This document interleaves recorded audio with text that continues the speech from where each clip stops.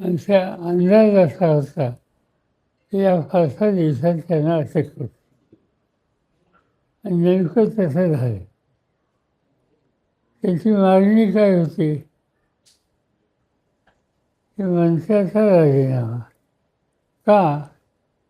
तर या सर्व शैक्षणिक चळवळीमध्ये मनसेच्याकडे जी जबाबदारी होती ती जबाबदारी त्यांनी काळजीपूर्वक हाताळली नाही आणि त्याचा परिणाम हजारो मुलांना त्यांच्या भवितव्यावर अडचणी आली.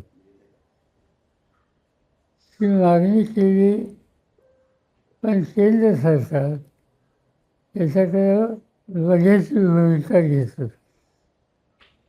शेवटी त्याची मागणी एवढाच फक्त नव्हता, बाकीचे राजकीय पक्षसुद्धा त्यांच्याबरोबर उभे राहिले.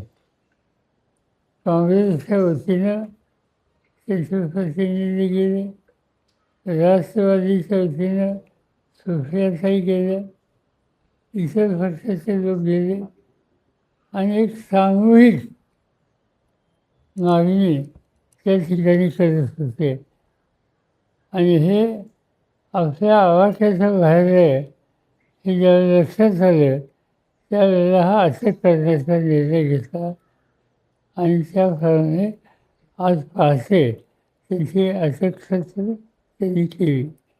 बघूया, त्यांनी अटक जरी केली तरी हे आंदोलन चालू राहणार. लोकशाही मोडण्याचा प्रयत्न हे भाजप सरकार करते असं वाटत नाही? ते सहज आहे ना. असं की मागणी जास्त होती, विद्यार्थ्यांच्यासाठी होती आणि नोटीस दिलेली होती आणि इतक्या दिवसात 20 दिवसात दिल्लीमध्ये असून कुणी भेटायलासुद्धा येत नाही, एवढा उद्दामपणा. याचा अर्थ केंद्र सरकार अत्यंत बेजबाबदारपणानं इथं वागतं हे स्पष्ट झालेलं आहे आणि हे इथं थांबणार नाही.